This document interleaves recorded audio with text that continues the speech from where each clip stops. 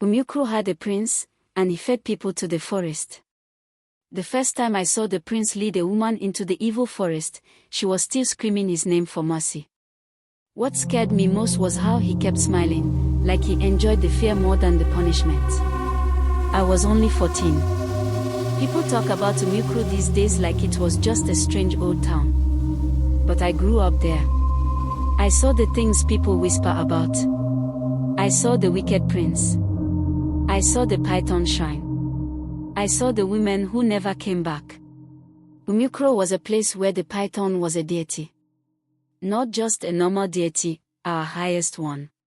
Every child born in the community was dedicated to the python by the chief priest. It didn't matter if the family liked it or not. The first water that touched the baby's tongue came from the shrine. The chief priest would mark the child's ankle with white chalk and say the python owned the child's life. People obeyed because they feared the python. Not the snake itself, but what the shrine keepers could do. The prince. His name was Omega. The only son of the king. People respected the king. But the prince. People feared him. He loved the power the shrine gave him. He used to walk around saying he spoke directly to the python spirit. Even the elders didn't question him. But the punishment that made our town famous, the one that haunted us most, was what happened to women accused of adultery. Any woman who cheated, whether it was true or not, was banished. Not just chased away. Not just punished. No.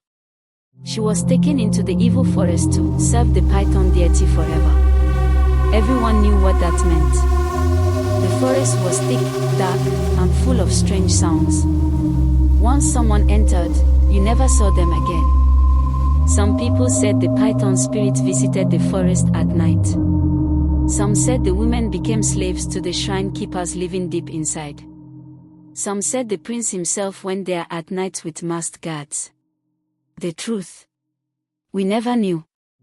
And no one dared ask. One evening, when I was 14, my uncle told me to follow him to the king's compound to deliver palm wine. I didn't want to go, but I had no choice.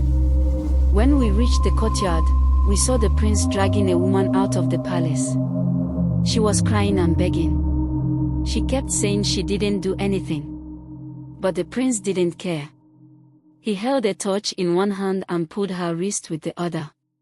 "Adulteress," he shouted. No elder stopped him. No one even blinked. My uncle squeezed my shoulder hard. "Don't look too long," he whispered. "Your eyes will get you killed." We followed from a distance because we had no choice. The prince's guards were everywhere. He marched the woman all the way to the edge of the evil forest. She fell on her knees and held his leg, shaking and crying. His face didn't change. He pushed her into the darkness like someone pushing firewood into a hut. She disappeared inside. Her scream echoed for a long time. When we walked back, my legs were shaking so much I almost fell. Things stayed like that until the year the missionaries came. White-clothed men. Soft voices. A Bible in their hands. Courage I did not understand. At first, they stayed on the edge of the community.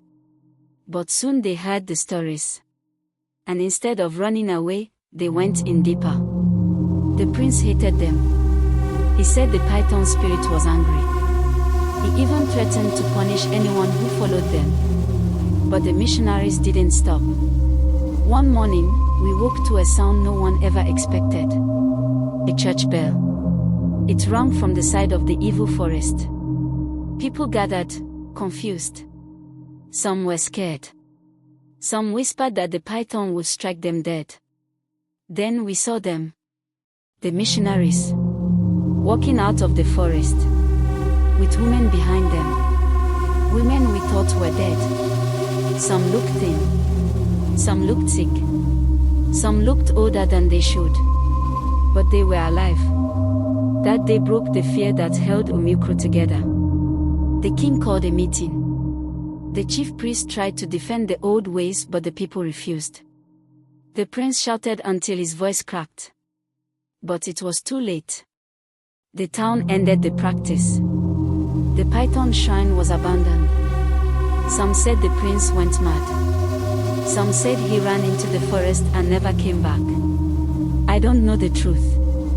But even now, as a grown man, when I pass that side of Umukro, I feel something watching. Something old. Something angry. And sometimes, late at night, I still hear that woman scream.